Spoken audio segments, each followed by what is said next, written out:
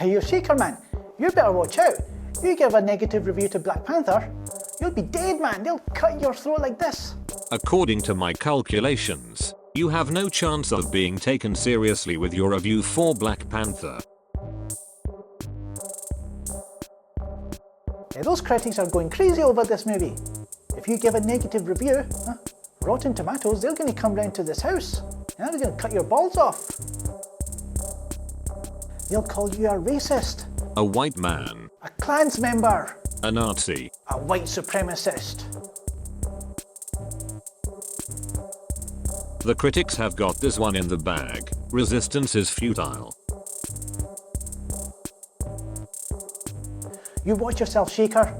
You watch your back.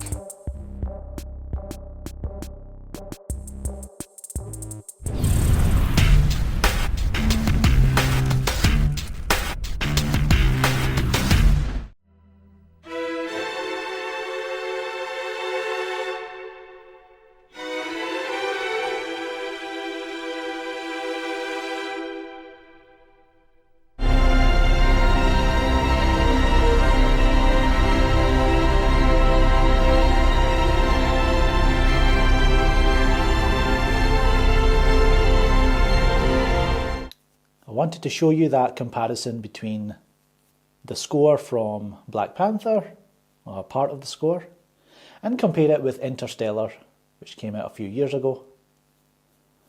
And I want to ask you, have you seen any other reviewer point that out? I'd like to know if you've seen reviews from either written on Rotten Tomatoes or on video and YouTubers. And if they can't, call that out, then what else are they not calling out?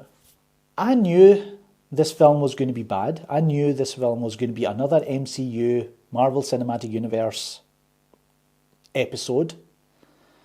The last MCU film I saw was Captain America Civil War, okay, almost 2 years ago. And I remember watching it and sitting in the cinema and thinking, you had this row of girls laughing their heads off louder than everyone else, just like they were today at the screening I was in watching Black Panther. You had one guy snoring behind me, right?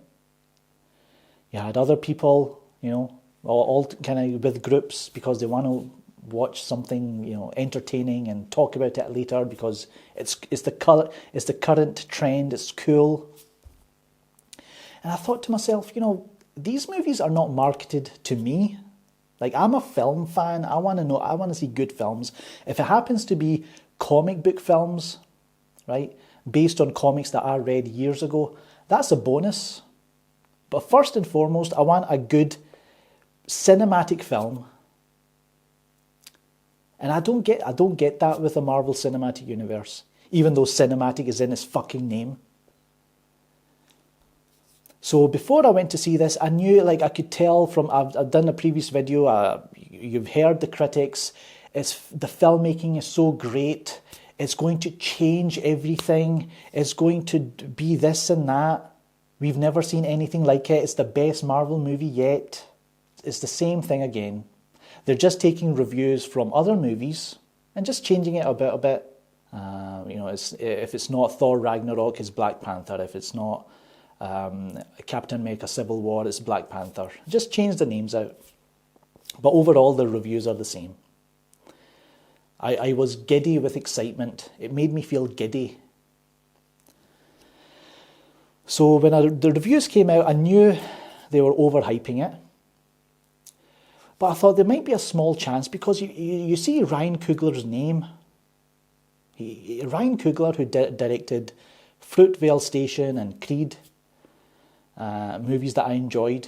Okay, so when you see Ryan Coogler's name there, you think, okay, maybe this one will be good. Maybe this one might be good, and that you have the screenwriter's name there, who's, it doesn't have like 6 names attached to it when it comes to the writing and screenplay. It's just Ryan Coogler and this other gentleman. And I thought, well, maybe this one's going to be different because it doesn't have like 6-7 Marvel Studios writers on the project. But when I see the film, right? I see the film's finished, and I'll get to the post-credit scenes later. That's a separate, you can do a whole video rant about the post-credit scenes to this film, right? But after the film's finished, I'm thinking, there's nothing Ryan Coogler about this film. This is not his film. I guess there's maybe 2-3 scenes where you think, okay, those 2 scenes, the 2-3 scenes that I'm thinking about, quite good, and they're mainly to do with the kind of backstory about who Killmonger is, and the relation between him and T'Challa, and all that stuff. And I think, okay, those scenes are quite good. Have some depth in there, gets you a little bit engrossed in the story. But apart from that, that's it. So you're trying to tell me that there's only 2-3 scenes that you can say, okay, the director, I think that the director had a lot of input there. Out of a 2-hour and 15-minute film, the rest is like the typical, there is no way that Kevin Feige and his goons, his in-house writers, didn't take this film away from Coogler and, change the direction and, the writing, editing. There was some garbage in this film that I can say that is pure MCU. I'll go into this review and I will go into spoilers, so if you've not seen the film, come back later, watch it, come back, and you'll understand my points a bit more. But this film was just average, probably below average. Let's start with, the action scenes, right? The action scenes. Pretty bad, like over-edited, some shaky cam in there, but there was one specific, the casino scene, right? So the T'Challa and the other 2 women, Lupita and Nyong'o, the other character, they go to Korea, right, to track down Ulysses Claw, and take back the vibranium that he stole from them. And Martin Freeman's character is there, and some deal's about to go down, and it all kind of blows up, and they start fighting. And I thought, okay, at least they're trying something here, because the action was, the camera's kind of moving in and out and around the characters, and I was like, okay. But it was so over-edited, and, I wasn't sure where my eye was supposed to kind of focus. They tried, but it was bad, right? Towards the end, there's a battle between tribes, and everyone's killing each other. And I'm like, well, that's nice, isn't it? You're just showing off these African tribes as warring with each other. Good job, Marvel. Good job. Now, me and Dr. Ooze, we were joking a few weeks ago that, I wonder if there's any African Muslims in this film. Probably not. They'll probably just kind of forget about them. But actually, you know what? Marvel actually did a good job. They actually included some African Muslims in this film in the first 5 minutes as terrorists kidnapping young women. Just another check mark in the MCU of their blatant racism, xenophobia towards Arabs and Muslims. I need to do a separate video on that, because I know some of you don't care, but I'm like, if my people are being represented like that, I need to say something, because, Chris Stuckman's not going to say anything. Fucking Frosty Collider's not going to say anything. Some of the effects and the action sequences, they just remind me of Thor. Thor, A Dark World, with the ships and the flying and the crashing and it's just copy and paste as far as I'm concerned. It's like, looks pretty similar. The humour in this film, oh my god. Now, I know what the Marvel fans are doing, right? What they do, and the critics and the media, what they say is, oh, it's the humour's not that bad. It's not like Thor Ragnarok. I don't fucking expect it to be like Thor Ragnarok. Marvel gave up on Thor Ragnarok hard. They gave up on that franchise. They turned Thor Ragnarok into a fucking slapstick comedy. They turned the God of Thunder into a fucking joke. They turned Hulk into Shrek. Right? So don't compare Black Panther to Ragnarok. Compare it to the rest of the MCU films. You've got the character of M'Baku, right? Starts off, you think he's going to be a badass, right? But then later in the movie he returns and he's comic relief. Wow, what a surprise. He's telling all the jokes. He's scaring Martin Freeman. He's like, oh, I'm going to feed you to my children. Oh, I'm just joking. Ha ha ha ha. Oh, you want my army, Chala? Oh, I'll give you my army. I'm just kidding. No, I'm not going to give you. So it's like, I can't believe, and I know people say, oh, they're not going to make Black Panther into a jokey film. Oh, they made it into a jokey film. Don't worry. So there's quite a few scenes where they go down the comedic route when we didn't need that kind of comedy, or we didn't need that kind of comedic relief for those specific scenes. Okay, so it's the same thing. If you don't like that in the MCU, you're going to get more of that in this film. Now, the musical score in this film, right? Apart from that earlier scene that I showed you, the comparison with Interstellar, the rest of the musical score is the same generic MCU kind of orchestra and dun dun dun dun dun dun, the kind of shit that they do. But on top of that, they've just layered African beats and drums on top, as if that's supposed to help. It's like they don't. There's nothing intelligent about their craft, and there's nothing there. It's trash, absolute fucking trash. And then randomly, different parts of the movie, you hear kind of hip hop beats. I can't believe how the lack of imagination is fucking insane. So let's get to the performances in this film. Chadwick Boseman as T'Challa, I guess he's all right, but I can't see him as a useful character in the MCU universe when he's next to, I don't know, Captain America, Thor. Like, what is he supposed to do? Is he only going to be, is the story and the plots that of his films or his appearances, are they only going to be linked to Wakanda?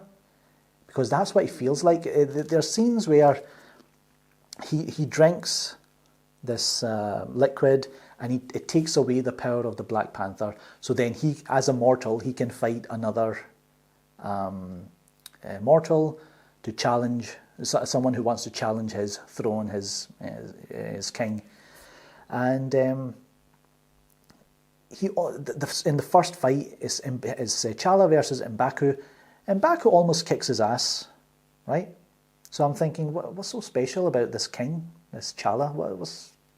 And later on he fights, what's his name? Michael B. Jordan's Killmonger, right?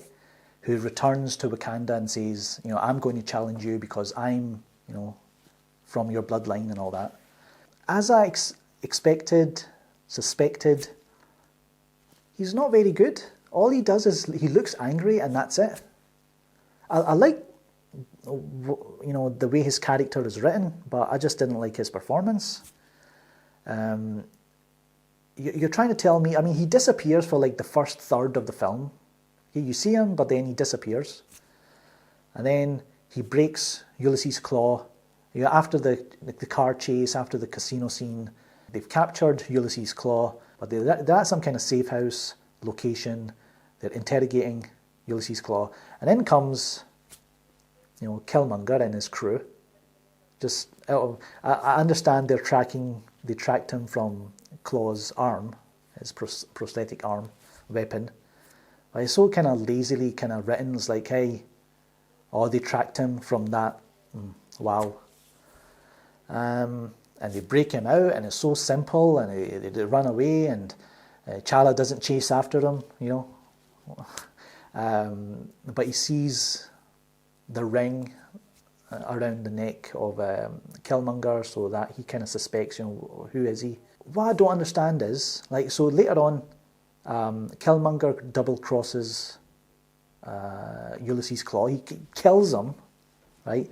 Takes his body to Wakanda and says, "Here, I've killed Claw, and look," and you see the blue light under the kind of tattoo on Killmonger's lip, inside lip, and that shows that you're part of the Wakandans.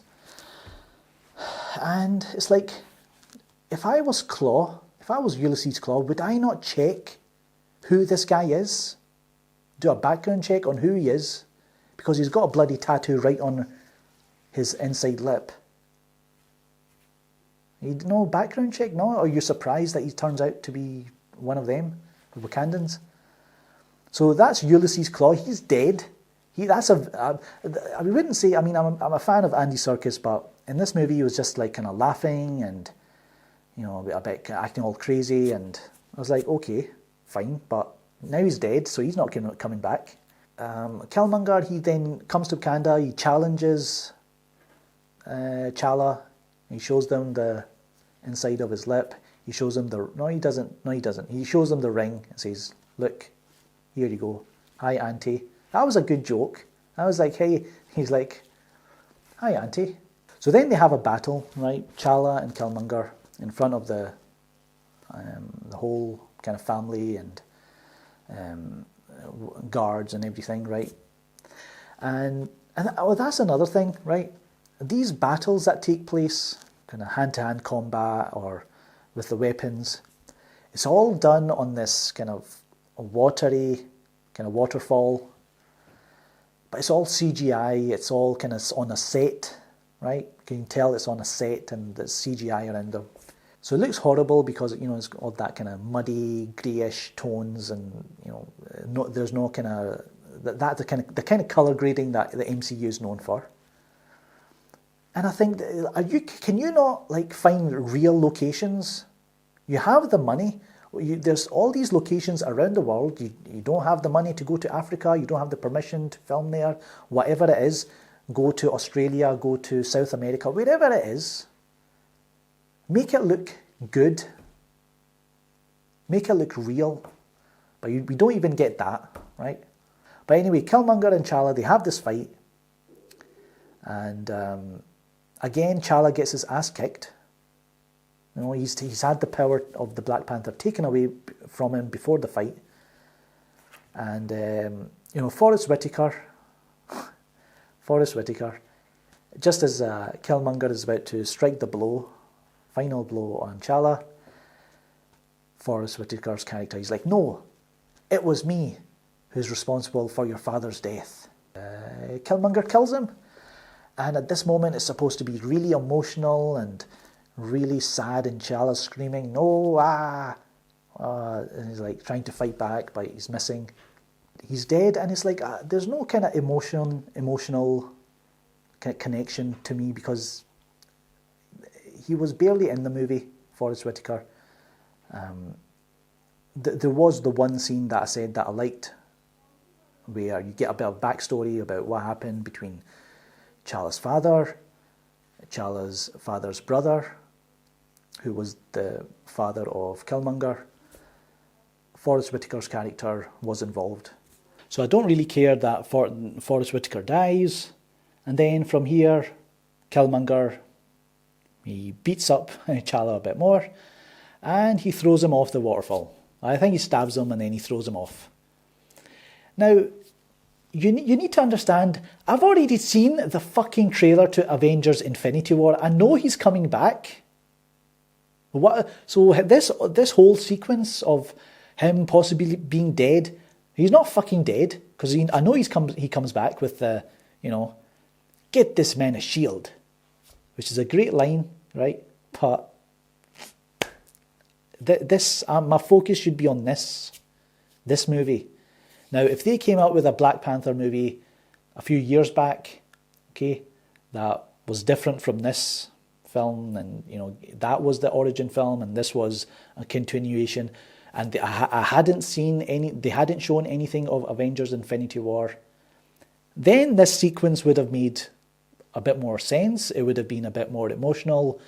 It would have hit us a bit more. It would have meant a bit more. But it means fucking nothing. So I'm not sure how people can look past that and go, oh no, this is great. This is great filmmaking. This is great of Marvel, and this is a masterpiece, as they're calling it on the Rotten Tomatoes. So all that happens, right? You've got Lupita Nyong'o, and she's supposed to be T'Challa's ex, and there's no chemistry between Chadwick Boseman and Lupita Nyong'o. She looks stunning, by the way. She's beautiful, but I didn't see anything between them that I thought, oh, they were in a relationship. Oh, they're going to end up together. I didn't see it. And then when they hit you with it towards the end, that they get together, like I don't care about these two. You've got Daniel Kaluuya, from Get Out. His character is supposed to be in a relationship with, one of the guards. One of the women, I can't find her name or a character's name, but they're supposed to be in a relationship because they kind of greet each other early in the film as lover or partner or something like that. And that's all forgotten about. You don't see another scene between them to kind of, people say that it's so great world building and so many characters and themes and this and that, but when you've got these two characters that are supposed to be together or having a relationship, and you can't even show us one scene of just them together and build up our feelings towards them, but then at the end when they are facing off because they are on opposite sides, Daniel Kaluuya is for the reign of Killmonger, and this guard lady is for T'Challa, and they face off against each other, and she says, are you really going to challenge me? I'll kill you for Wakanda. And he's like, he drops his weapon. Now that whole scene could have been a bit more intense, a bit more meaningful, if because then I was like, oh yeah, they're supposed to be partners. So that sucked. So you've got Letitia Wright playing Shuri. I think she's the sister of T'Challa. And again, another character who's kind of comedic relief. She has some funny lines like, what are those? Yeah, she's supposed to be like this kind of inventor, and she's creating all these weapons and suits. And I can understand why people are comparing this to James Bond because of like two scenes, basically. One of T'Challa and Shuri kind of going over gadgets and suits, right? And then the other scene being the casino scene. But it's like, she's just another character, right? Angela Bassett, kind of forgettable. Don't even know why she's in the film. Oh, Stan Lee. Stan Lee makes a cameo, which is just... They're not even trying anymore. They just put him in there. He's at the casino. He says, oh, I'll take these chips. If T'Challa's not going to have them, I'll take them. And that was it. The CGI is noticeably poor, especially towards the end. When Black Panther, he returns because T'Challa is, Killmonger is now taken over the throne. He's going to send out the technology and the weapons outside Wakanda to all their spies around the world because it's time for us to rule the world, right? T'Challa is obviously going to stop him because he doesn't want war. He wants, Wakanda to stay kind of contained and not interfere in the world. And when Black Panther returns, he just starts shooting down these ships, these kind of carriers that are carrying the weapons But they're being, controlled. There's just a pilot in there, a fellow Wakandan, and Black Panther just starts shooting these people down. I was like, what the fuck? And then, he's fighting against his fellow people, beating the shit out of each other and killing each other, stabbing each other. So you've got so then the guards, because when Black Panther returns, the guards, they're like, oh, the battle is not over between you because he survived, so he's still the king. So obviously some side with T'Challa, some side with Killmonger. And they're just killing each other. They're like African tribes warring, and it's like... And then the M'Baku returns because, when T'Challa has been thrown off the waterfall by Killmonger earlier on, and then, the rest of the characters... Lupita Nyong'o, Angela Bassett, Martin Freeman, they're making their way out of Wakanda, but then they come across they go to M'Baku for help, but it turns out M'Baku has saved T'Challa. So they bring him back to life. He's all better, he's feeling better, he's asking M'Baku for help. M'Baku says, oh no, I won't, I'm not going to give you my army. You don't deserve it. You just knew, obviously, he's going to, just at the right time, just when all hope is lost, here comes M'Baku and his people. It's so predictable as fucking hell. So even now, you've got all these people killing each other, stabbing each other, and at this moment, the T'Challa and Killmonger, they fall down this tunnel, right, and they land on this transport system. It looked like a video game. It was, and you have people, defending the scene like, it's not finished. The clip is online. The finished clip from that film is online. You can see it. Black Panther fighting Killmonger underground. It's all CGI. The movement looks ridiculous. It looks bad, and people defending it, going, "No, it's not finished. It's really not finished. They're going to finish it for the time of release." The fuck are you talking about? That is in the film. And even in the comments, you get people saying, oh, that is the finished clip and it's in the film. But it doesn't matter. It's okay. It doesn't distract you that much. It fucking does.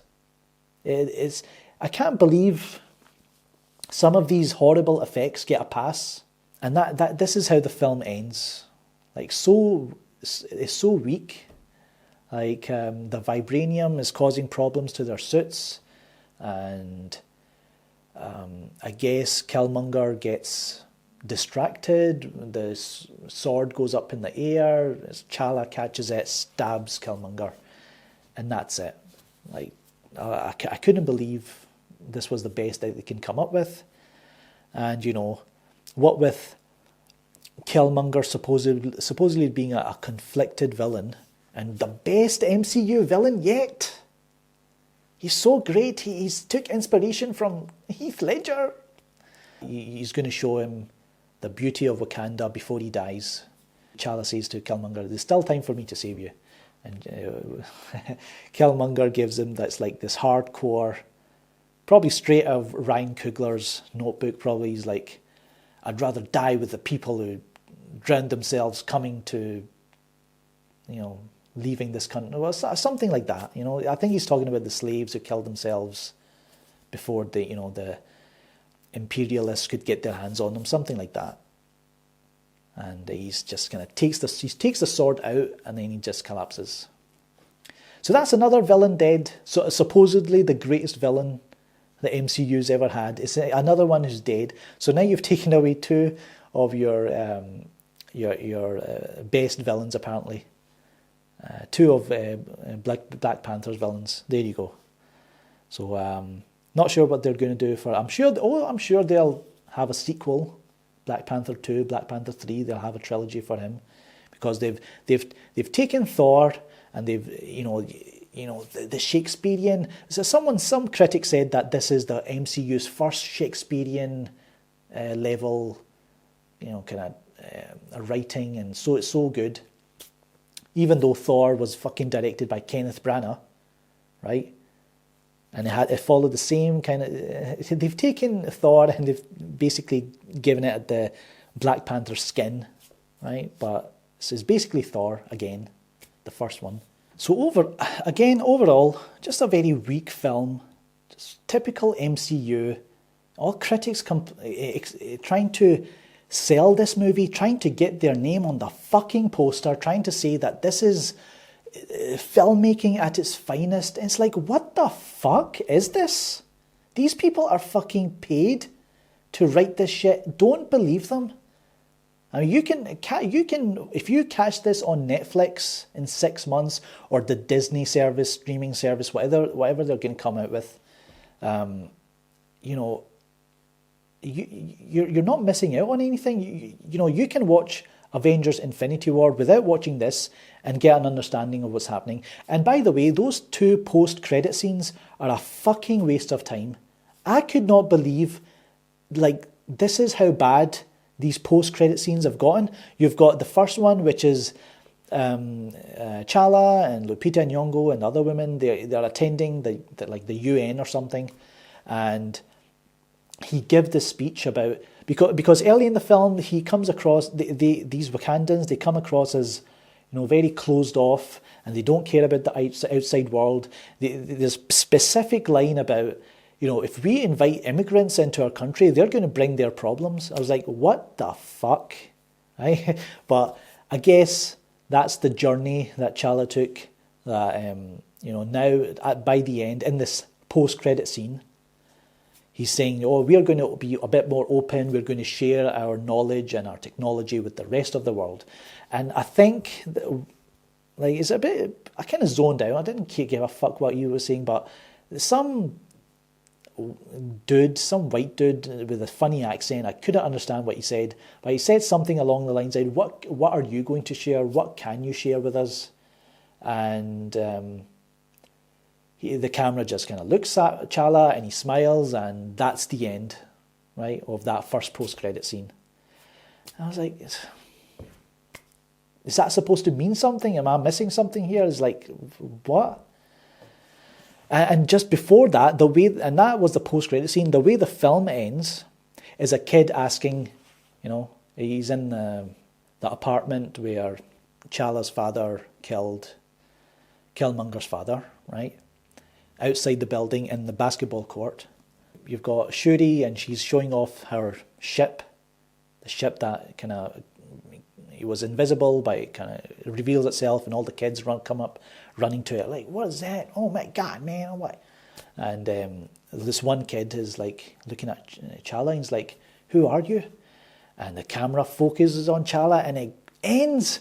Well, how fucking creative is that? How fucking unimaginative. That is like, how many MCU films have ended like that? Like, it's fucking useless. These writers are fucking trash. It's so MCU.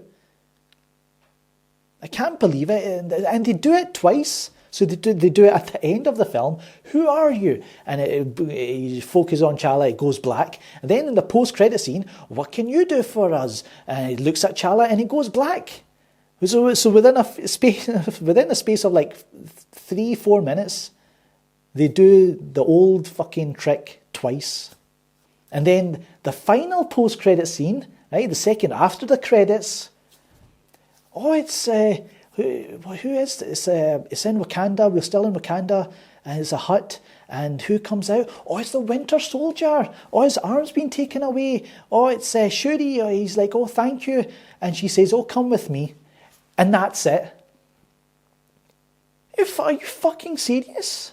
You can't put that at the end of the film. You can't put that in the beginning of Infinity War, wherever. How is that going to excite people? Or the Winter Soldier. The fucking Winter Soldier's alive. You saw him in the fucking Infinity War trailer. And yet they're praised for it. Like, how? How is this fucking possible? Hey, if you don't believe me, let's look at some of the reactions, right? I retweet, just like I do, right? I have to do this because you need something to, challenge what the critics are saying. So if you don't want to listen to me, listen to all these people on Twitter. Alexander says, can't really tell if Black Panther is trash or we're doing what we said we'd do by pretending it's not, till our last breath. So, a lot of people said, we'll hype up Black Panther, whether it's good or not. And it turns out it's not very good. And this guy's basically come out and saying, what do we do now? Manolo says, I told y'all Michael B. Jordan's acting was going to be trash in Black Panther. Lots of people saying Black Panther is trash, overhyped trash. ACRS says, sorry guys, I was way too hyped for Black Panther, but this is pretty bad. I had to have a cigarette halfway through. That, what are those, line is dumb. They couldn't come up with a better idea than a whole country getting destroyed because of an axe being stolen. Jesus. Star-Lord says, actually, before I get to this, remember Guardians of the Galaxy, the first one? And you have Jimon Honsu, African, right, well-known actor, right? I bet he's really pissed off that his entry into the MCU was wasted as a fucking nothing character in Garbage of the Galaxy, and he missed out on being in Black Panther. Imagine feeling that. Oh well, Jimon, don't worry, it's a garbage film. You probably would have been wasted just like half the cast, so don't worry about it. Star-Lord says, yo, imagine if Black Panther is a really terrible movie, but everyone that has seen it has been pretending it's good. Lol, like I'm a pretend too, but the heart walking out the theatre like. And there you go, there's Will Smith pretending everything is okay. So there's my review, everyone. I hope you like my fucking review for the shit film. Another fucking shit episode in the MCU. Anyway, like I say, let me know in the comments below what you think. Click that like button if you agree with me. Share this common sense with all your friends and family, right? And then you hit that motherfucking subscribe button. And this video is probably going to get demonetized as soon as I upload it.